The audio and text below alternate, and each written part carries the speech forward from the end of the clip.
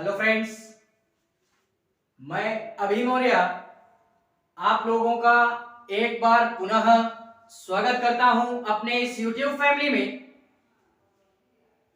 इस क्लास में आज जो हम अध्ययन करने वाले हैं वो अध्ययन करेंगे उसी एंशिएंट हिस्ट्री में ही जो हमारा चल रहा था। यार, मौर्य वंश का अध्ययन कर रहे थे हम लोग, ठीक है। तो इससे पहले की ये जो हमारी क्लास हो चुकी है उसका लिंक नीचे आपको डिस्क्रिप्शन में मिल जाएगा। वहां से जाकर के आप उस क्लास को पहले सहजता पूर्वक अटेंड कर लीजिएगा एंड तत्पश्चात आकर के इस क्लास में विजिट कीजिएगा, ठीक है। तो इससे पहले की क्लास में हम लोगों ने यार चंद्रगुप्त मौर्य की बात की थी, उसमें से थोड़ा सा एक दो पॉइंट हमारा बच गया था। तो अपनी बात को हम जो आपके सामने रखने वाले हैं वो उसी के आगे से रखने वाले हैं, ठीक है। तो इसमें हम लोगों ने यार कल बात की थी कि 305 बीसी में 305 बीसी में जो है मतलब चंद्रगुप्त मौर्य जो है वो मतलब सेल्यूकस निकेटर नाम का एक हमारा क्या होता है, सिकंदर का सेनापति होता है जो कि इससे युद्ध करता है। इसको हम स्थानीय युद्ध के नाम से भी जानते हैं, ठीक है। तो एक थोड़ा सा ये मैप देखते हैं कि इसमें ये मतलब जो भी हमारा क्षेत्र था, जो भी ये हमारा मगध वाला क्षेत्र था और ये जो हमारा तक्षशिला वाला क्षेत्र था, यहां पे ये क्या करते हैं, अटैक करते हैं। और चंद्रगुप्त मौर्य जो है ये मतलब सेल्यूकस निकेटर से क्या करते हैं, 305 बीसी में इनका युद्ध होता है। और यार ये यहीं पे शासन कर रहा होता है, सेल्यूकस निकेटर यहां पे शासन कर रहा होता है। जब सिकंदर अपना विदित साम्राज्य मतलब छोड़ करके चला जाता है इंडिया से, कहां पे, यूनान वाले क्षेत्र में, तो उस समय वो अपने सेनापति को यहाँ का राजा बना करके चला जाता है और वो सेल्यूकस निकेटर नाम का व्यक्ति था या सेनापति था। तो वो यहाँ पे इस समय शासन कर रहा था 305 में। और इसी समय जब चंद्रगुप्त आते हैं अपने साम्राज्य का विस्तार करते हैं तो वो यार इस व्यक्ति से क्या करते हैं, युद्ध करते हैं, ठीक है। और फाइनली इस युद्ध में सेल्यूकस निकेटर बाकायदा क्या हो जाता है, पराजित हो जाता है और चंद्रगुप्त मौर्य इसमें क्या होते हैं, विजयी हो जाते हैं। और इस मतलब युद्ध के क्रम में जब सेल्यूकस निकेटर की हार होती है और जो भी हमारे मतलब चंद्रगुप्त मौर्य हैं उनका यार क्या होता है कि मतलब जब वो विजयी हो जाते हैं तो इस क्रम में हमारी यार एक संधि होती है, यानी इस क्रम में एक संधि होती है दोनों के मध्य में, संधि अर्थात समझौता होता है। इस क्रम में एक संधि होती है, दोनों के मध्य में समझौता होता है। उसमें यार 2 से 3 बातों का याद रखा जाता है। पहला क्या, पहला ये हुआ कि मतलब जो ये हमारा सेल्यूकस निकेटर था इसके दरबार में एक हमारा एक तरीके से बोले तो दार्शनिक रहता था जिसको हम लोग क्या बोलते हैं, जिसको हम लोग मेगास्थनीज के नाम से जानते हैं। यह एक प्रकार का क्या था, दार्शनिक था जो कि कहां पे रहता था, सेल्यूकस निकेटर के दरबार में। तो सेल्यूकस निकेटर के दरबार में एक हमारा दार्शनिक रहता था, दार्शनिक रहता था जिसको हम लोग क्या बोलते हैं, मेगास्थनीज के नाम से भी जानते हैं। और यह जो मेगास्थनीज था यह वही मेगास्थनीज है जिसने यार इंडिका नामक पुस्तक की क्या की थी, रचना की थी, ठीक है। तो ये पहले इनके दरबार में रहता था, किसके दरबार में, सेल्यूकस निकेटर के दरबार में। और जब यह युद्ध हार जाता है सेल्यूकस निकेटर तो ये यहाँ पे एक संधि ये हो जाती है कि सेल्यूकस निकेटर के पश्चात में ये चंद्रगुप्त मौर्य के दरबार में आ जाता है। कौन, ये मेगास्थनीज। तो पहला ये संधि होती है एंड दूसरा दूसरी इसमें संधि ये होती है कि जैसे ही ये मेगास्थनीज पराजित हो जाता है तो चंद्रगुप्त मौर्य इनको क्या करते हैं, 500 हाथी, 500 हाथी इनको मतलब एक तरीके से बोले तो दान टाइप में या इनको दिए जाते हैं, ये संधि भी होती है। और इसके पश्चात में 500 हाथी चंद्रगुप्त के द्वारा दिया गया सेल्यूकस निकेटर को, और सेल्यूकस निकेटर के द्वारा इनको यार कुछ क्षेत्र दिए जाते हैं। कौन कौन से क्षेत्र है वो, जैसे कांधार का क्षेत्र, यही तक्षशिला वाले जो आधुनिक पाकिस्तान का क्षेत्र है, कांधार वाला क्षेत्र, कांधार के पश्चात हेरात नाम का, हेरात के बाद मकरांत, मकरांत के पश्चात हमारा एक क्षेत्र और आता है जिसको हम काबुल के नाम से भी जानते हैं।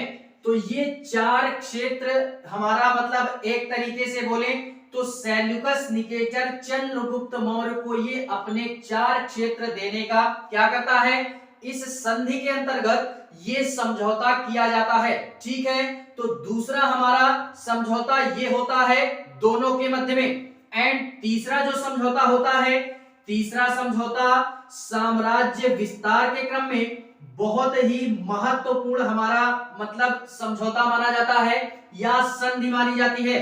तीसरा समझौता क्या था कि इसमें सेल्यूकस निकेटर की, किसकी, सेल्यूकस निकेटर की एक हमारे पुत्री थी जिसको हम लोग हेलेना के नाम से जानते हैं, हेलेना के नाम से। तो इस हेलेना का विवाह जो है वो चंद्रगुप्त मौर्य के साथ में करवा दिया जाता है। चंद्रगुप्त मौर्य के साथ में हेलेना का विवाह हो जाता है। तो एक तरीके से बोले ये जो तीसरी संधि होती है इसमें वैवाहिक संबंध के तौर पे इस संधि के अंतर्गत ये हमारी बात कही जाती है। ठीक है, तो ये हमारी तीसरी संधि हुई। एंड यार इसी के पश्चात में जब ये तीनों संधियां हमारी हो जाती हैं तो बराबरी से सेल्यूकस निकेटर को चंद्रगुप्त मौर्य जो है वो यार मतलब उसकी हत्या नहीं करता है। ठीक है, उसके उसी मतलब हत्या नहीं करता है, तो उसी के स्थान पे ये सारी संधियां दोनों के मध्य में होती हैं। इतनी सारी चीजें हमें याद रखनी है। और इसी के पश्चात में यार चंद्रगुप्त मौर्य एक महत्वपूर्ण शासक के तौर पे जाना जाता है। और इतना ही नहीं यार, इन सारे सिस्टमों के पश्चात में यहाँ पे बहुत ऐसी घटनाएं घटती हैं जो कि मौर्य वंश के इतिहास में बाकायदा 222 ईस्वी से लेकर के 322 ईस्वी पूर्व से लेकर के 298 बीसी के मध्य में ये इतिहास में बाकायदा इतिहासकारों ने संकलित करके रख दिया। ठीक है, बात करते हैं इसी के आगे की, देखते हैं इसी में यार जब इतना सारा सिस्टम हो गया तो इसी में एक हमारे इतिहासकार आते हैं जो कि उनका मानना ये था, उनका मानना क्या था कि उनका मानना ये था कि जो हमारे ये चंद्रगुप्त मौर्य हैं, पहली बात तो ये याद रखते हैं कि चंद्रगुप्त मौर्य जो है अपने साम्राज्य का जो विस्तार है वो मगध से लेकर के पाकिस्तान अफगानिस्तान वाले एरिया तक कर देते हैं। ठीक है, एंड उसी के पश्चात में यार ये जो चंद्रगुप्त मौर्य हैं इनके मतलब संबंध में इतिहासकार हमारे हैं जिनको हम जस्टिन क्या बोलते हैं, जस्टिन ब्लूटार्क के नाम से भी जानते हैं। इनके द्वारा ये कहा गया कि चंद्रगुप्त मौर्य की जो सेना थी वो लगभग 6 लाख सेना थी। इनके तरफ जो सेना थी वो 6 लाख सेना थी और इसी 6 लाख सेना के बलबूते इन्होंने पूरे के पूरे भारतीय क्षेत्र में अपने साम्राज्य का विस्तार क्या किया, स्थापित किया, या अपने साम्राज्य का विस्तार बड़े ही बेहतरीन तरीके से किया इसी 6 लाख सेना के साथ में। और इतना ही नहीं यार, एक हमारे इतिहासकार और हैं जिनको हम यही जस्टिन के नाम से जानते हैं। इनका मानना यह है कि यार जब ये चंद्रगुप्त मौर्य यहाँ पे शासन कर रहे होते हैं मगध वाले क्षेत्र में, मगध वाले क्षेत्र में। तो एक तरीके से बोले इनसे पहले हमारे नंद वंश का अंतिम शासक था जिसको घनानंद के नाम से जानते हैं। तो इन्हीं के शासनकाल में चंद्रगुप्त मौर्य और जो हमारा यूनानी शासक था सिकंदर, वो आपस में एक बार मिल चुके होते हैं। तो ये यार किसका मानना था? ये इतिहासकार जस्टिन ब्रूचार का मानना था। लेकिन अधिकतर जो इतिहासकार हैं वो इस बात से सहमत नहीं है कि यार क्योंकि जो हमारा यूनानी शासक सिकंदर था वो पहले ही जा चुका था, वो चंद्रगुप्त के शासनकाल तक नहीं रुकता है। ठीक है, तो ये केवल और केवल जस्टिन ब्रूचार का मानना है, ना कि अन्य इतिहासकारों का मानना है। तो ये बात भी हमें क्या करनी है, याद रखनी है। और फाइनली यार ये जो चंद्रगुप्त है जब ये अपना शासन कर रहे होते हैं या इनका जो शासन का या साम्राज्य का अंतिम समय आता है, तब ये क्या करते हैं कि एक तरीके से हम लोगों ने जैन धर्म में पढ़ा था कि एक हमारी संलेखन विधि या संथरा विधि, ये दो शब्द यूज हुए थे। याद होगा तो अच्छी बात है, नहीं याद है तो यहां पे देखते हैं, एक हमारा संलेखन विधि,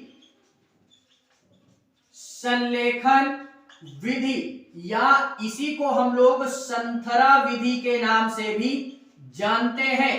संलेखन विधि या संथरा विधि ये क्या होती है कि ये एक प्रकार से जैन धर्म के अंतर्गत ये माना जाता है कि किसी भी व्यक्ति को अगर मोक्ष की प्राप्ति करनी है अर्थात जीवन और मरण के चक्र से मुक्त होना है, तो वो व्यक्ति अपने मृत्यु के मतलब कुछ समय या कुछ दिनों या कुछ महीने पहले ही उसको यार भूखे रह करके अपने प्राण त्यागने होंगे या अपने प्राणों की आहुति देनी होगी। तो इसी को जैन धर्म में संलेखन विधि या संथरा विधि के नाम से भी जानते हैं। तो इस क्रम में ये जो चंद्रगुप्त हैं ये इसी विधि को अपनाते हैं। किस विधि को? संलेखन विधि या संथरा विधि को।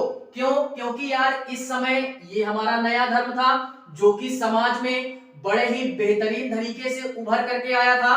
तो चंद्रगुप्त मौर्य जो है ये जैन धर्म को अपनाते हैं अपने अंतिम समय में और ये बोलते हैं कि मैं भी अब अपने जीवन के चक्रव्यूह से क्या होना चाहता हूं, मुक्त होना चाहता हूं, अर्थात मुझे भी मोक्ष की प्राप्ति चाहिए। और वो किस विधि के माध्यम से या किस धर्म के माध्यम से? तो वो जैन धर्म के माध्यम से, और जैन धर्म में संलेखन विधि और संथरा विधि के माध्यम से। ठीक है, और इस समय जब ये यार अंतिम समय में थे तो ये अपने प्राण त्यागने के लिए दक्षिण साइड में कहां पे अपना साम्राज्य छोड़ करके यानी मगध वाला एरिया छोड़ करके ये यार चले जाते हैं दक्षिण भारत में। कहां पे? दक्षिण भारत में। और दक्षिण भारत में हमारा एक स्थान पड़ता है जिसको हम लोग श्रवण बेलगोला के नाम से भी जानते हैं। तो ये दक्षिण साइड में चंद्रगुप्त मौर्य क्या होते हैं? चले जाते हैं। कब जाते हैं? अपने वही शासन के अंतिम दौर में यानी 298 बीसी में। इनका शासनकाल 298 बीसी तक ही चलता है भारत में मौर्य वंश पर। और इतना ही नहीं, ये यार दक्षिण में श्रवण बेलगोला जाते हैं तो किसके साथ में जाते हैं? तो इसी में जैन धर्म में हम लोगों ने एक बात और पढ़ी थी, क्या? कि एक हमारा श्वेतांबर समुदाय था और एक हमारा दिगंबर संप्रदाय था। तो ये जो अपने प्राण त्यागते हैं वो दिगंबर संप्रदाय के अंतर्गत त्यागते हैं, ना कि श्वेतांबर के अंतर्गत। ठीक है, जो हमारे दिगंबर के संस्थापक थे उनको हम लोग भद्रबाहु के नाम से भी जानते हैं, भद्रबाहु के नाम से। तो जब ये दिगंबर संप्रदाय का नेतृत्व कर रहे होते हैं तो ये इसी कारणवश यानी इन्हीं के शासनकाल में 12 वर्ष का अकाल पड़ जाता है चंद्रगुप्त मौर्य के साम्राज्य में। और इसी 12 वर्ष के अकाल के कारण ही ये भद्रबाहु अपने अनुयायियों को लेकर के श्रवणबेलगोला जाते हैं। तो इन्हीं के साथ में चंद्रगुप्त मौर्य भी जाते हैं, कहां पे? श्रवणबेलगोला। और वहीं पे जाकर के ये फाइनली अपने प्राण त्याग देते हैं, भूखे रह करके अपने प्राणों की आहुति देते हैं। तो इसी कारणवश इनको यार इतिहासकारों ये माना कि जैन धर्म के अनुसार चंद्रगुप्त मौर्य ने अपने प्राणों की आहुति दी थी या भूखे रह करके अपने प्राण त्यागे थे। तो इसी कारणवश इस विधि को संलेखन विधि या संथरा विधि के नाम से भी जानते हैं। तो फाइनली इतनी सारी बातें जो थी ये हमारे चंद्रगुप्त मौर्य के संबंध में थी, ठीक है। इसके पश्चात यानी 298 बीसी में चंद्रगुप्त मौर्य का हमारे मृत्यु हो जाती है। इनके पश्चात में जो शासन करता है या जो गद्दी पे बैठता है वो हमारा बैठता है बिंदुसार। देखते हैं बिंदुसार के संबंध में, जो कि इनका पुत्र होता है, ठीक है। तो ये थी चंद्रगुप्त। बात करते हैं बिंदुसार के संबंध में।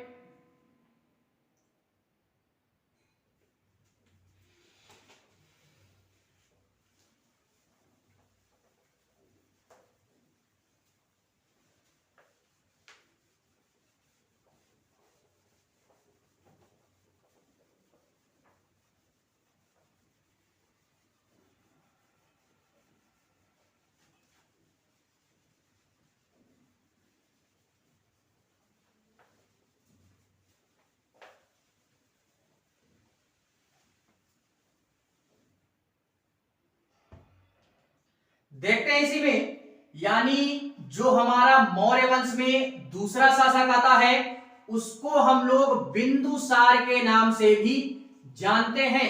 इसका शासनकाल कब से कब तक था? तो बिंदुसार का जो शासनकाल था वो चंद्रगुप्त मौर्य के मृत्यु के पश्चात में, यानी एक तरीके से बोले तो 298 ईसा पूर्व से लेकर के 273 ईसा पूर्व के मध्य में हमारे बिंदुसार का साम्राज्य जो है मौर्य वंश पे मगध के क्षेत्र में चलता है। और फाइनली अब ये नहीं बोलेंगे यहाँ पे कि केवल और केवल मगध साम्राज्य में ही मौर्य वंश का शासन था। अब यार यहाँ पे मौर्य वंश जो था वो पूरी तरीके से इंडिया में क्या हो चुका था? विस्तार हो चुका था, यानी विस्तरित हो चुका था। चंद्रगुप्त मौर्य ने ही अपने साम्राज्य का पूर्णतः इंडिया पे क्या किया? विस्तार किया। हम लोगों ने इससे पहले की क्लास में देखा था कि पूर्व में बांग्लादेश तक, पश्चिम में हमारा पाकिस्तान अफगानिस्तान तक, उत्तर में जम्मू कश्मीर तक, एंड लास्ट में जो दक्षिण का एरिया आता है वहां पे कर्नाटक में चंद्रगुप्त मौर्य ने पूरे के पूरे इंडिया में मौर्य साम्राज्य को क्या किया? विस्तरित किया। तो इसी संबंध में जो दूसरा शासक आता है इनके मृत्यु के पश्चात में वो आता है बिंदुसार, ठीक है। अपनी सत्ता को कब संभालता है? 298 बीसी में, ठीक है। और इसी के पश्चात में इसका जो पूरा का पूरा शासनकाल होता है वो 273 ईसा पूर्व तक होता है। देखते हैं इस बिंदुसार को यार हम लोग कुछ अन्य नामों से भी जानते हैं। किस नाम से? एक तो हम इनको अमित्रघात के नाम से जानते हैं और एक इनको सिंह सेन के नाम से भी जानते हैं, जब ये सत्ता यानी अपने साम्राज्य में शासन कर रहे होते हैं। तो इनके 2-3 नाम हमें याद रखने हैं। कौन कौन से? अमित्रघात एंड यार दूसरा क्या आता है? अमित्रघात के पश्चात हम यार इनको क्या बोलते हैं? सिंह सेन के नाम से भी जानते हैं। और फाइनली ये जो शब्द यूज किए गए हैं ये यार जैन ग्रंथों में यूज किए गए हैं। कहां पे? जैन ग्रंथों में, यानी जो भी हमारे जैन साहित्य प्राप्त होते हैं इतिहासकारों को, वो यार इन्हीं जैन साहित्यों के माध्यम से ये नाम हमको बिंदुसार के संबंध में प्राप्त होते हैं, जिसमें से अमित्रघात का तात्पर्य होता है शत्रु विनाशक। शत्रु विनाशक के तौर पे भी इनको क्या किया जाता है, जाना जाता है। तो फाइनली इनके यार 2 से 3 नाम हमें याद रखने हैं और किनके अनुसार दिया गया ये भी हमें क्या करना है, याद रखना है। तो इसी के पश्चात में या इसी के शासन के क्रम में जब ये बिंदुसार शासन कर रहे होते हैं अपने मगध वाले एरिया पर, यानी मेन पॉइंट इनका मगध ही था।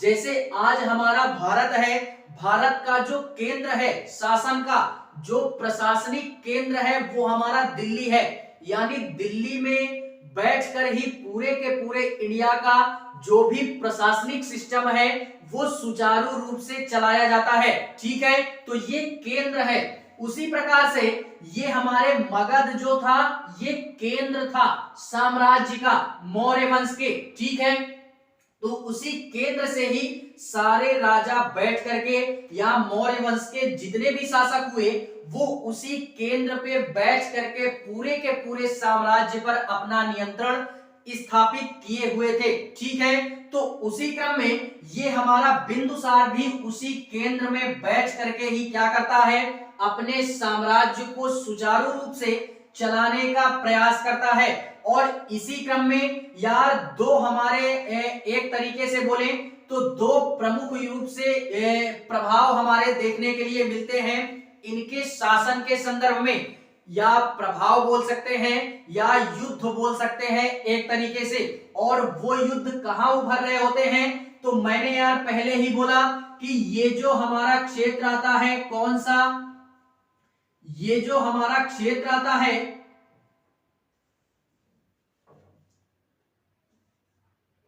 ये जो क्षेत्र आता है हमारा तक्षशिला वाला, तो यहां से ये लोग शासन कर रहे होते हैं। और यहाँ पे हमारा ये तक्षशिला वाले क्षेत्र में हमको यार कुछ मतलब प्रभाव देखने के लिए मिल जाता है, या यहाँ पे कुछ युद्ध हो रहे होते हैं। तो इस क्रम में इनको यानी बिंदुसार को ये पता चलता है कि हमारे तक्षशिला वाले क्षेत्र में यार कुछ प्रभाव देखने के लिए मिल रहे हैं या कुछ युद्ध हो रहे हैं। तो इस क्रम में उन्होंने अपने शासन के साम्राज्य के दौरान अपने पुत्रों को, यानी एक का नाम हमारे क्या था, बिंदुसार के एक पुत्र का नाम सुसीम था। क्या था, सुसीम। एंड दूसरे का नाम था अशोक, अशोक जिसको हम सम्राट अशोक के नाम से भी जानते हैं। ये जो सम्राट है ये एक प्रकार की उपाधि दी गई थी अशोक को। इससे पहले इनको यार केवल और केवल इनको अशोक के नाम से ही जाना जाता था। तो ये एक प्रकार की क्या थी, उपाधि थी। इस क्रम में सुसीम को जब यहाँ पे भेजा जाता है कि जाओ उस क्षेत्र में यानी उस युद्ध को विराम दो, तो ये जो सुसीम जाता है ये यार पूर्णतः सफल नहीं हो पाता है इस युद्ध को रोकने में, या इस विद्रोह को रोकने में सुसीम सफल नहीं हो पाता है। उसके पश्चात में ये जो हमारे बिंदुसार हैं ये अशोक को भेजते हैं, जिसमें ये अशोक पूरी तरीके से इस युद्ध को रोकने में क्या हो जाता है, सफल हो जाता है। तो इससे बिंदुसार ये अंदाजा लगाते हैं कि यार ये जो हमारे अशोक है अर्थात ये जो मेरा पुत्र है ये मेरे बाद मेरी साम्राज्य की सत्ता को या मेरे साम्राज्य का जो भी प्रशासनिक सिस्टम है ये उसको संभालने के योग्य है। तो फाइनली इनकी योग्यता को देखते हुए बिंदुसार क्या है, सम्राट अशोक को अपने पश्चात में क्या बनाते हैं, राजा बनाते हैं। ठीक है, तो इनसे इस विद्रोह के क्रम में ये अंदाजा बिंदुसार को लग जाता है। और फाइनली इसमें यार क्या होता है कि जब यह विद्रोह वगैरह रुक जाता है तो इन्हीं के संदर्भ में थोड़ी सी बात और करते हैं कि ये जो बिंदुसार हैं इनके कुछ इनके हमारे एक तरीके से बोले तो साम्राज्य के अंतर्गत ही, जैसे यार आज ही हमारा अगर इंडिया है तो इसके जो पड़ोसी देश हैं उनके साथ में कुछ ना कुछ संबंध होंगे।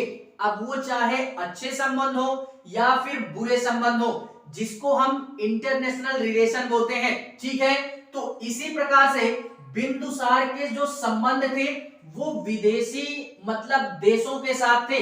एक हमारा था एक तरीके से बोले इसमें विदेशी संबंध जो आते हैं, एक दो देखते हैं। एक हमारा मिस्र आता है जो कि अफ्रीका वगैरह में पड़ता है, ठीक है। तो मिस्र वाले क्षेत्र में,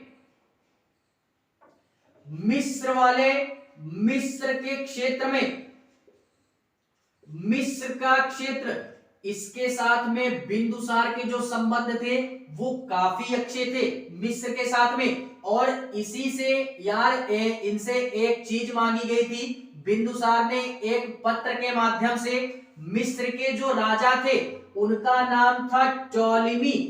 क्या नाम था? टॉलेमी।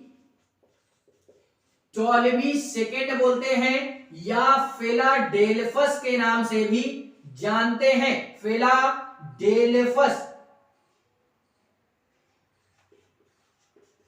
फिलाडेल्फस के नाम से भी जानते हैं। ये उस समय मिस्र का क्या था? शासक था। मिस्र का शासक था। और इनसे एक मतलब पत्र के माध्यम से एक चीज मांगी गई, तो इन्होंने क्या किया कि वो राजदूत था यहां का, कहां का? मिस्र का राजदूत था, जिसको हम डायनोसिस के नाम से भी जानते हैं। तो इस डायनोसिस नाम का जो राजदूत था, यह बिंदुसार के दरबार में क्या किया जाता है? भेजा जाता है। एक तरीके से ये जो संबंध था यही दर्शाता है कि मिस्र के राजा के साथ में बिंदुसार का जो संबंध था वो काफी अच्छा माना गया, ठीक है।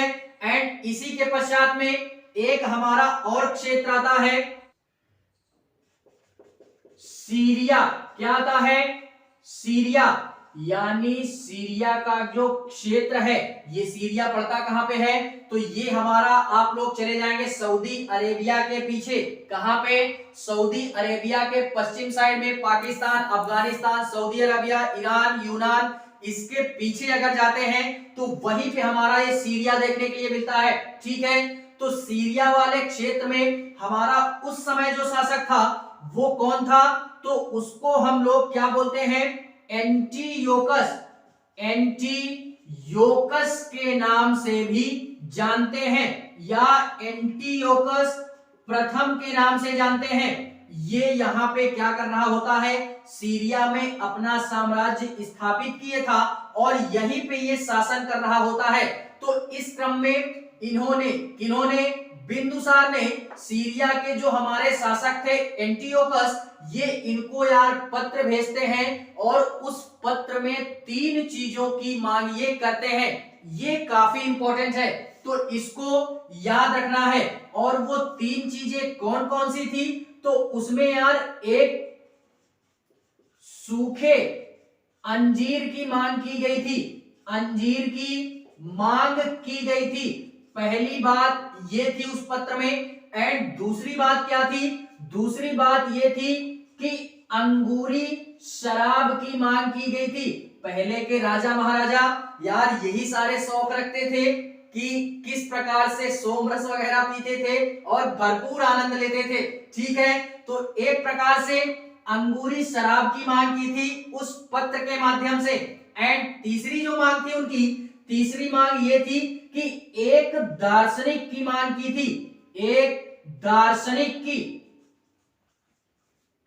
दार्शनिक की भी मांग उन्होंने उस पत्र के माध्यम से सीरिया के जो शासक थे एंटीयोकस, इनसे ये मांगे की गई थी।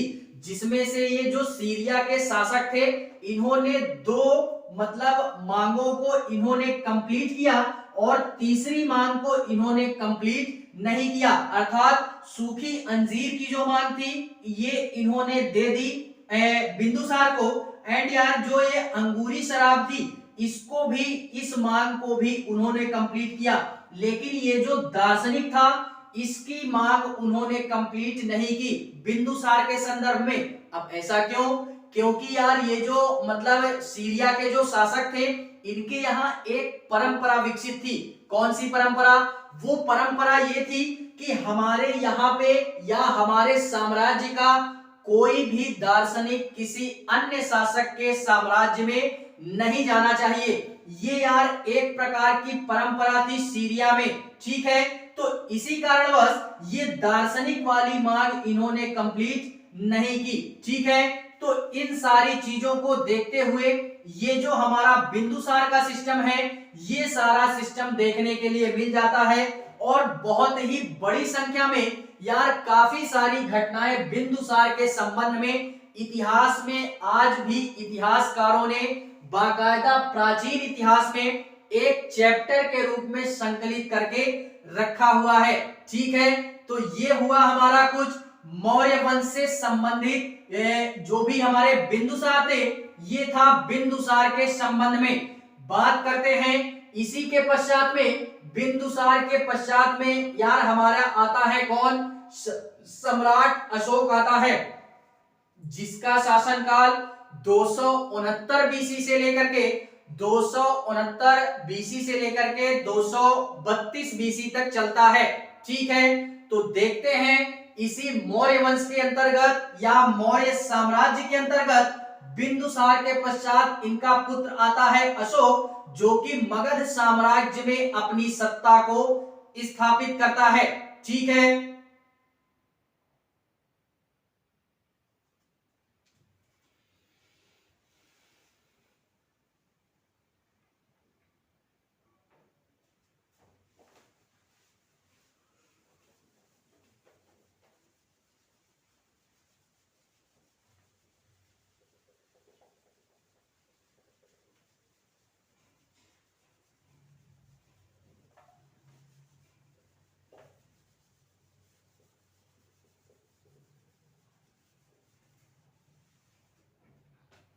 देखते हैं इसी में जो हमारा मगध वाले क्षेत्र में नया शासक आता है मौर्य साम्राज्य के अंतर्गत, वो आता है हमारा अशोक, जिसको हम लोग सम्राट अशोक के नाम से भी जानते हैं।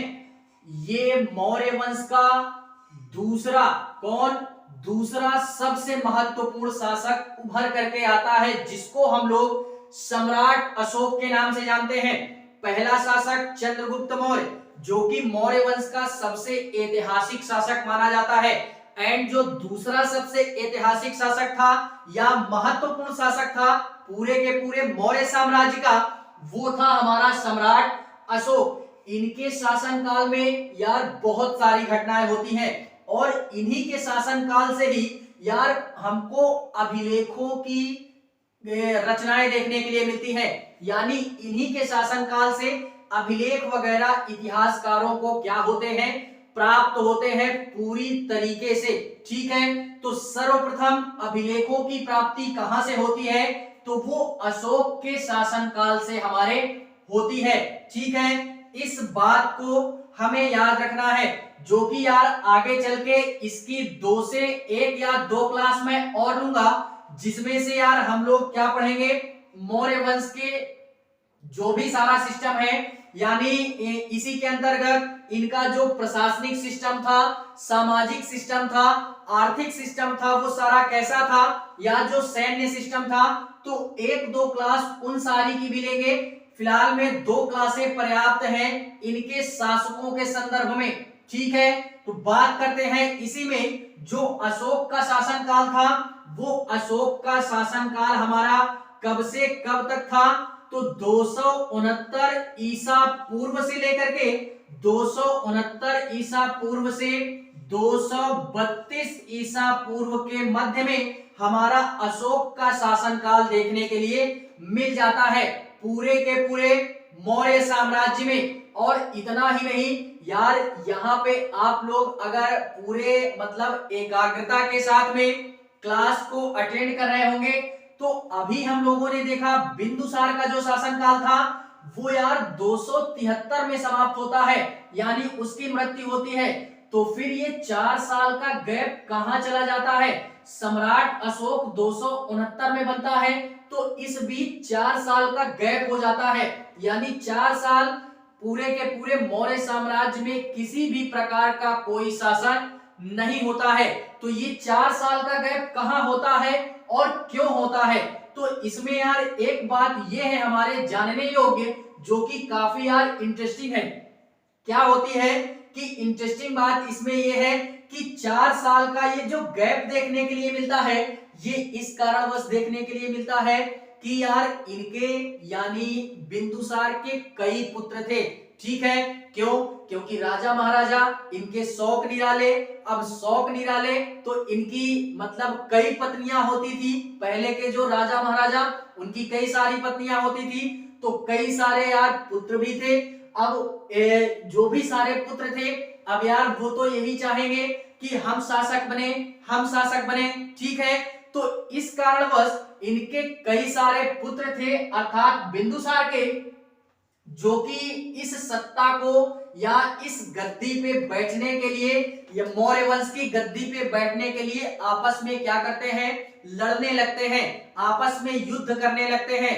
जिसमें से अशोक जो था ये काफी पारंगत था युद्ध के क्षेत्र में, यानी इसको बड़े ही बेहतरीन तरीके से राजनीति की शिक्षा मिली हुई थी, जो कि ये एक तरीके से इसी कारणवश इसको सम्राट की उपाधि दी गई थी बाकी अन्य पुत्रों की अपेक्षा में। ठीक है, तो यार ये अशोक क्या करता है कि ये इतना परिपक्व था या पारंगत था राजनीति के क्षेत्र में कि इसने अपने 99 भाइयों को पूरी तरीके से काउंटिंग करके बोला गया है कि 99 भाइयों को, कितने भाइयों को, 99 भाइयों को मौत के घाट उतार दिया या उनकी हत्या कर दी। इसी क्रम में यार ये 4 साल यही सारा सिस्टम चल रहा होता है कि कौन शासक बनेगा। तो सम्राट अशोक जो है इन्हीं 4 साल के मध्य में यार अपने 99 भाइयों की हत्या करके फाइनली 269 बीसी में क्या करते हैं, मौर्य वंश में अपना साम्राज्य स्थापित करते हैं बिंदुसार के पश्चात में। एक पॉइंट यहाँ पे और नोट करेंगे क्या, कि किसी किसी बुक में यार 268 बीसी भी दिया हुआ है, यानी किसी भी बुक को देखेंगे तो बुक में कंफ्यूजन क्रिएट नहीं होगी, दोनों डेट याद रखनी है। कौन कौन सी, कि फाइनली बिंदुसार का जो सिस्टम है कहीं कहीं पे 273 दिखाता है और किसी किसी बुक में 272 दिखाता है। ठीक है, अगर 273 दिखाएगा तो 4 साल का गैप मान के चलेंगे तो 269 में अशोक जो है शासक बनता है, और अगर 272 दिखाएगा तो 272 के अनुसार 268 बीसी क्या करेगी, अशोक की साम्राज्य स्थापित करेगी। तो इन दोनों डेटों को हमें याद रखना है। फाइनली एग्जाम में यार कुछ भी देता है तो देख करके हमें क्या करना है, समझ लेना है। फिलहाल में ये 99 भाइयों की जब मौत होती है तो फाइनली अशोक जो है 269 बीसी में शासक बनता है, और इसके पश्चात में क्या होता है, ये जो सारी बातें 99 भाइयों के संदर्भ में कही गई, ये कहा गया किसके अंतर्गत, बौद्ध ग्रंथ के अंतर्गत। यानी ये जो सारी घटना का वर्णन किया गया है ये बौद्ध ग्रंथ के अनुसार बोला गया। बाकी जो हमको अन्य ग्रंथ प्राप्त होते हैं प्राचीन इतिहास के संदर्भ में, वो इतिहासकार ये मानते हैं कि अन्य जो मतलब ग्रंथ हैं उनके अनुसार ये बात असत्य है, लेकिन बौद्ध ग्रंथ के अनुसार ये बात क्या है, सत्य है। तो अन्य ग्रंथ इस बात से सहमत नहीं है, लेकिन पूर्णतः बौद्ध ग्रंथ इस बात से सहमत है। ठीक है, और इसी के पश्चात में ये जो हमारा अशोक था ये शासक बनने से पहले अवंती क्षेत्र का, कहां का, अवंती क्षेत्र का क्या हुआ करता था, ये राज्यपाल हुआ करता था, यानी गवर्नर होता था। और फाइनली ये बाद में इसको शासक बनाया जाता है, जो कि बाद में यह एक शासक के तौर पे मौर्य वंश पे अपनी सत्ता को क्या करता है, स्थापित करता है। तो इतनी सारी चीजें हमें क्या करनी है, याद रखनी है। एंड इस संदर्भ में, इसी संदर्भ में अशोक ने स्वयं को, यानी अशोक के बारे में यार ये भी बोला जाता है कि अशोक के संदर्भ में जो हमको जानकारियां प्राप्त होती हैं वो इनके कुछ अभिलेखों से और कुछ हमारे प्राचीन ग्रंथ हैं उनमें से यार अशोक के संदर्भ में बड़े ही बेहतरीन तरीके से जानकारियां प्राप्त होती हैं यार। इसी कारणवश आज भी क्या आज यार शिलालेखों का निर्माण नहीं होता है? आज भी शिलालेख अभिलेख इनका निर्माण बाकायदा होता है। हम लोग यार देखते हैं कि जैसे फॉर एग्जाम्पल यार हमारे मोदी जी इस समय भारत पे शासन कर रहे हैं, तो मोदी जी के द्वारा क्या शिलालेखों का निर्माण नहीं करवाया जाता? क्या अभिलेखों का निर्माण नहीं करवाया जाता? बिल्कुल करवाया जाता है। जब भी वो किसी अन्य स्थान पे या किसी अन्य जगहों पे किसी भी चीज का निर्माण करवाते हैं, फॉर एग्जाम्पल यार अभी राम मंदिर का निर्माण हो रहा है, तो उसमें बाकायदा लिखवाया जाएगा शिलालेख के तौर पे खुदवा करके कि किसके शासन काल में इस मंदिर का क्या हुआ, निर्माण हुआ, उनके बारे में पूरी की पूरी चर्चा वहां पे लिखवाई जाएगी। तो आज भी शिलालेखों का निर्माण, अभिलेखों का निर्माण होता है बाकायदा। और अगर कभी भी कुछ हो जाता है तो यही सारे प्रमाण हमको आगे चल के देखने के लिए मिलेंगे, या जो आगे के समय आएगा आगे का, वो व्यक्ति आज के दौर का इतिहास पढ़ेंगे तब वो जानेंगे कि हाँ एक समय रहा होगा जिसमें यार मोदी जी के द्वारा पूरे के पूरे भारत पे शासन किया जाता था और उनके द्वारा इस मंदिर का निर्माण हमारे करवाया गया। ठीक है, तो इसी प्रकार से प्राचीन इतिहास का अध्ययन, ये सारी घटनाएं प्राचीन में हो चुकी हैं, तो उनके द्वारा यानी इतिहासकारों के द्वारा, पुरातत्वविदों को द्वारा यार ये साक्ष्य प्राप्त हुए हैं कि प्राचीन समय में ये सारी घटनाएं किस शासक के शासन काल में घटित हुई। तो यही सारे प्रमाण यार इसी कारणवश देखने के लिए मिलते हैं और बाकायदा एक बुक बनाई गई प्राचीन इतिहास के नाम की, जिसमें अलग अलग चैप्टर वाइज इन सारे सिस्टमों को इतिहासकारों ने क्या कर दिया, संकलित करके रख दिया, ताकि जो भी आने वाला विद्यार्थी हो वो इनको पढ़ सके और केवल प्राचीन के बारे में ही जान सके। इसी कारणवश यार इतिहास को 3 भागों में बांटा गया है। किसमें? प्राचीन इतिहास, मध्यकालीन इतिहास एंड आधुनिक भारत का इतिहास। इतिहास पूरा एक ही है, लेकिन इतिहासकारों ने अपना दिमाग लगाया और पढ़ने में आसानी हो, सहजता महसूस हो, इस कारणवश इस पूरे इतिहास को या इंडिया का जो भी इतिहास था आज तक का, उसको 3 भागों में डिवाइड कर दिया। प्राचीन के नाम से, मध्य के नाम से एंड आधुनिक के नाम से। तो अभी हम लोग यार यही प्राचीन की बात हम कर रहे हैं कि प्राचीन समय में कौन कौन सी घटनाएं हमारे भारत में बाकायदा घटित हुई। ठीक है, तो इसी में अशोक के संदर्भ में भी यार कुछ जानकारियां प्राप्त होती हैं।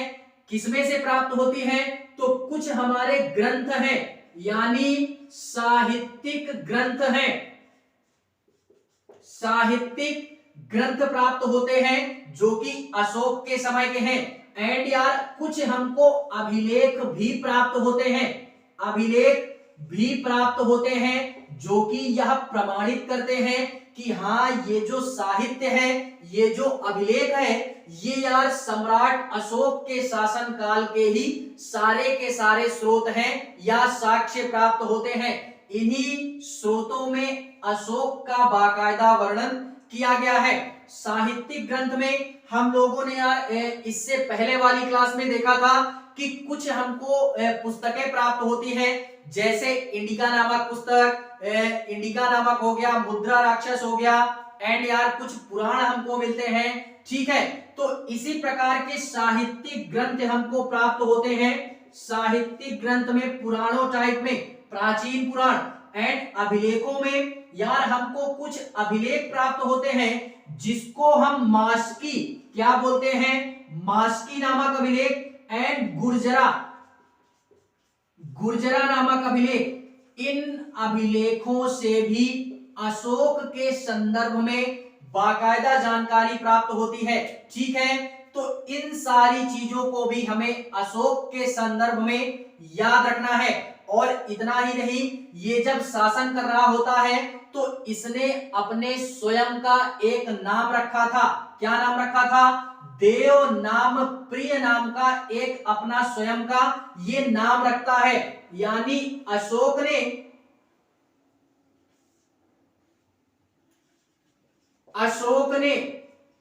ने स्वयं अपना एक नाम रखा।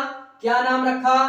देव नाम प्रिय के नाम से भी जानते हैं। तो इसका ये नाम भी हमें क्या करना है? याद रखना है। एंड यार, जब इसका शासन काल आगे बढ़ता है यानी 261 ईसा पूर्व में, कब? 261 ईसा पूर्व में, यानी कब तक? यानी जब ये शासन करता है तो शासन सत्ता को संभालने के 8 वर्ष पश्चात में, यानी 8 वर्ष पश्चात में जैसे ही ये 9वें वर्ष में एंट्री करता है अपने शासन के तौर पे, तो यार ये क्या करता है कि अपने साम्राज्य को और व्यवस्थित रूप देने के लिए या अपनी सत्ता को और मजबूत बनाने के लिए ये अपने मतलब साम्राज्य में व्यापार को, सुरक्षा को या अन्य इस तरीके की जो भी चीजें थी उनको और अधिक अच्छा बनाने के लिए यह एक युद्ध करता है पूर्वी साइड में। पूर्व साइड में कहां पे? पूर्वी साइड में एक युद्ध करता है जिसको हम लोग कलिंग के युद्ध के नाम से जानते हैं। कलिंग का युद्ध, जो कि अशोक के समय का सबसे महत्वपूर्ण युद्ध माना जाता है। ये कलिंग का युद्ध, जो कि वर्तमान में उड़ीसा का क्षेत्र है। कहां का? उड़ीसा का क्षेत्र। कलिंग का युद्ध सबसे इंपॉर्टेंट है ये, ठीक है, अशोक के संदर्भ में। इसमें ये बात होती है कि यार जब अशोक अपने व्यापार और सुरक्षा को बढ़ावा देने के लिए एक युद्ध करता है पूर्वी साइड में, जिसको हम कलिंग के युद्ध के नाम से जानते हैं, तो इसमें यार ये बड़े ही बेहतरीन तरीके से अपनी सूरवीरता को दिखाता है, ठीक है। लेकिन ये यहाँ पे थोड़ा सा दुखद भी होता है और इसके संपूर्ण जीवन का यह एक लास्ट युद्ध बन करके रह गया, यानी अंतिम युद्ध के तौर पे इस युद्ध को देखा जाता है, कलिंग के युद्ध को। इसमें यार अशोक के द्वारा ये बात कही गई, क्या बात कही गई कि जब ये युद्ध कर रहा था तो यार काफी सारे लोग मारे जाते हैं, यानी लाखों की तादाद में लोगों की मृत्यु होती है, लाखों की तादाद में लोग घायल होते हैं और लाखों की तादाद में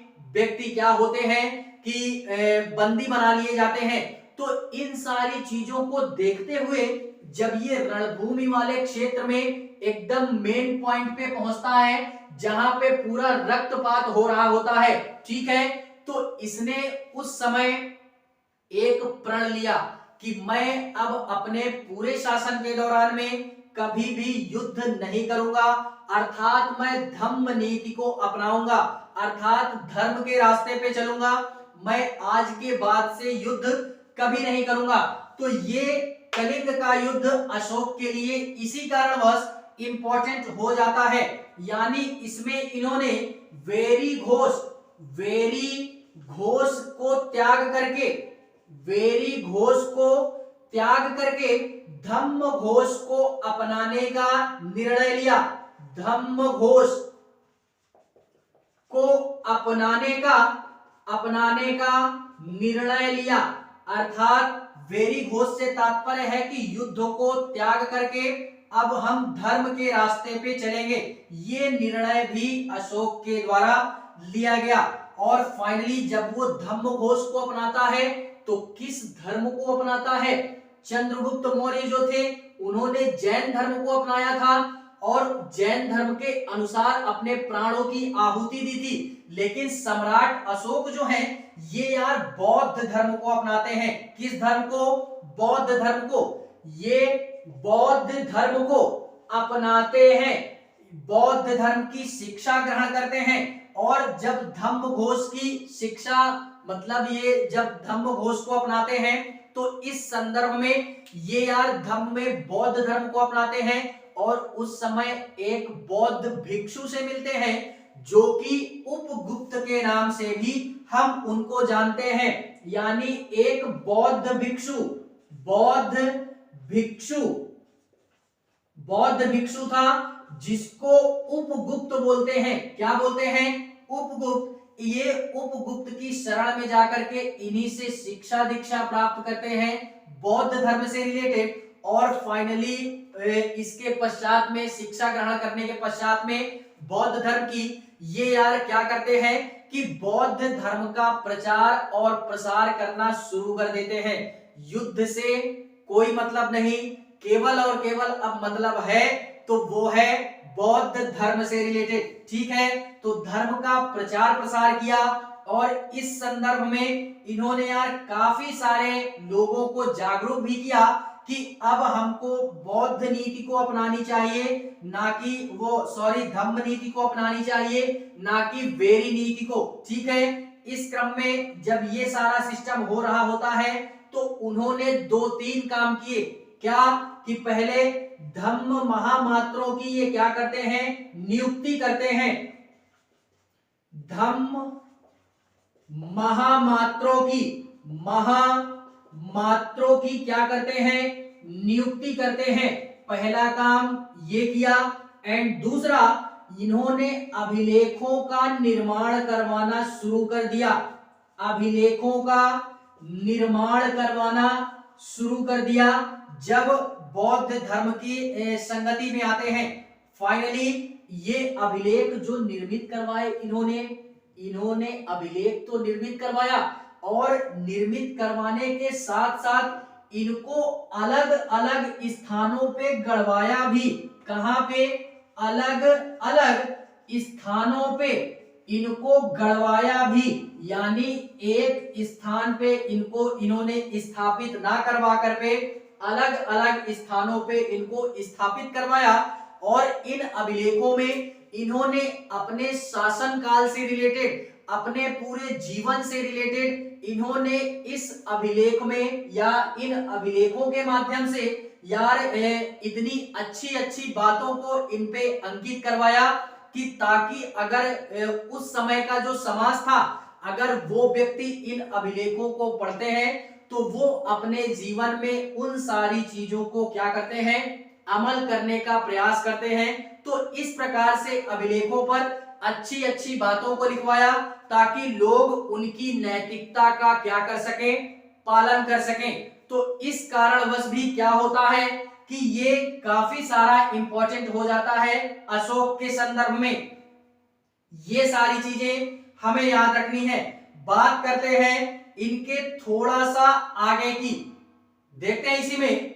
यानी जब इतना सारा सिस्टम हो जाता है तो फाइनली जब ये अभिलेखों का निर्माण करवा देते हैं, धर्म महामात्रों की नियुक्ति करते हैं। धर्म महामात्रों से यार यही तात्पर्य है कि इन्होंने बौद्ध धर्म को अपनाया था, तो बौद्ध धर्म के कुछ हमारे महामात्रों से तात्पर्य यह है कि कुछ हमारे वरिष्ठ अधिकारी टाइप में उस धर्म से रिलेटेड उनकी नियुक्ति करते हैं और उनको फिर भेजते हैं अन्य स्थानों पे कि आप जाइए और बौद्ध धर्म का क्या कीजिए? प्रचार और प्रसार कीजिए। तो वो लोग तो प्रचार प्रसार करते ही हैं, उनके साथ में ये अशोक भी क्या करते हैं? बौद्ध धर्म का बाकायदा धर्म का प्रचार और प्रसार करते हैं। इसी संदर्भ में इन्होंने कई धार्मिक स्थलों की क्या की? इन्होंने कई धार्मिक स्थलों की क्या की थी? यात्रा की थी। कई धार्मिक स्थल पर ये जाते हैं और यात्रा करते हैं धार्मिक स्थलों की महामात्रों के संदर्भ में। और यात्रा के संदर्भ में जब ये पुनः वापिस आते हैं तो अपने साम्राज्य में यह एक संदेश देते हैं कि आज के बाद से हमारे पूरे के पूरे साम्राज्य में कोई भी व्यक्ति मांसाहार का पालन नहीं करेगा। यानी पूर्णतः मांसाहार बंद हो गया। मांसाहारी सिस्टम जो भी था उसको बंद करने का निर्णय किसके द्वारा लिया गया? वो लिया गया अशोक के संदर्भ में। ठीक है, तो इतनी सारी चीजें हमें अशोक से रिलेटेड याद रखनी है, ठीक है।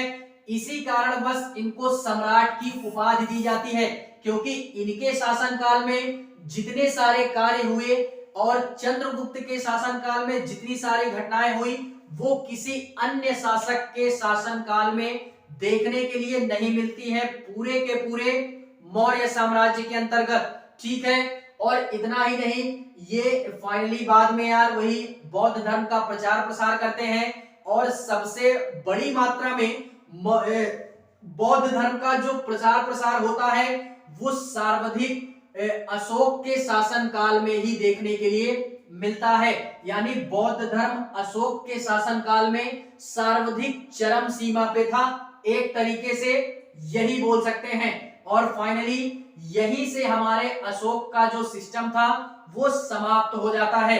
इसके पश्चात में हमारा एक कई शासक आते हैं जो कि 232 से लेकर के 224, 224 से 210, 215 इस तरीके के छोटे छोटे शासक आते हैं संप्रति नाम के, इस तरीके के। तो उनकी चर्चा हम यहाँ पे ना करके हम जो लास्ट शासक हमारा आता है उसकी बात करते हैं। लास्ट शासक भी इंपॉर्टेंट नहीं था, लेकिन परीक्षा की दृष्टिकोण से पहला और अंतिम ये पूछा जाता है, तो इस कारणवश भी हम अंतिम का अध्ययन कर ही लेते हैं। अंतिम में जो हमारे लास्ट शासक आता है मौर्य साम्राज्य में, उसको हम बृहद्रथ के नाम से जानते हैं, जिसका शासनकाल 185 ईसा पूर्व हमारा इतिहासकारों ने दर्शाया है, ठीक है। और फाइनली 185 में ये शासक बनता है और इसका एक सेनापति होता है जिसको हम पुष्यमित्र के नाम से जानते हैं, पुष्यमित्र शुंग, इसी के दरबार में रहता है पुष्यमित्र शुंग। ये कौन था? बृहद्रथ का सेनापति था, जिसमें से इस पुष्यमित्र शुंग ने यार इतनी चतुराई के साथ में, चतुर तो था ही, ये यार कहने वाली बात नहीं है, तो चतुराई के साथ में या अपनी रणनीति एक बनाता है और फाइनली पुष्यमित्र शुंग जो है ये अपने राजा यानी मौर्य वंश का जो लास्ट शासक था बृहद्रथ, ये अपने राजा की क्या कर देता है? हत्या कर देता है। कौन? पुष्यमित्र शुंग 185 बीसी में ही। ये कौन था? बृहद्रथ का सेनापति था, बृहद्रथ का सेनापति था, अर्थात सारी सेनाओं का कमांड किसके अंडर में? पुष्यमित्र शुंग के अंडर में, ठीक है। तो ये क्या कर देता है कि एक चाल चलता है गद्दी प्राप्त करने के उद्देश्य से, जो कि बृहद्रथ की क्या कर देता है? हत्या कर देता है। और फाइनली यहीं से हमारा पूरा का पूरा मौर्य वंश समाप्त हो जाता है और जो हमारा नया वंश उभर करके आता है सामने, वो शुंग वंश देखने के लिए मिल जाता है। तो फाइनली यहां से मौर्य वंश हमारा क्या होता है? समाप्त हो जाता है। मौर्य वंश समाप्त हो जाता है। किसके द्वारा समाप्त किया गया? पुष्यमित्र शुंग के द्वारा। लास्ट शासक कौन था? बृहद्रथ। किसने हत्या की थी? पुष्यमित्र शुंग ने। कौन था? बृहद्रथ का सेनापति था। तो सेनापति जी के माध्यम से राजा की क्या कर दी गई? मृत्यु कर दी गई, अर्थात हत्या कर दी गई। तो यहीं से हमारा मौर्य साम्राज्य पूर्णतः समाप्त हो जाता है और बाद में ये पुष्यमित्र शुंग क्या करता है? शासक बनता है, जहां से शुंग वंश हमारा क्या हो जाता है? भारत में स्थापित हो जाता है। शुंग वंश क्या हो जाता है? भारत में स्थापित हो जाता है। तो फिलहाल में बात करेंगे इस शुंग वंश के संदर्भ में किसी नई क्लास में। यहां तक फिलहाल में अगर किसी भी प्रकार की कोई दिक्कत आती है तो आप लोग यार कमेंट में उसकी क्वेरीज कर सकते हैं, ठीक है। फिलहाल में 2 क्लासों में हमने कंप्लीट किया मौर्य वंश के जितने भी हमारे महत्वपूर्ण शासक थे उनको हम लोगों ने बड़े ही बेहतरीन ढंग से पढ़ने का प्रयास किया, ठीक है। तो पूरा का पूरा मौर्य वंश यहीं पे समाप्त होता है और स्टार्ट होता है शुंग वंश।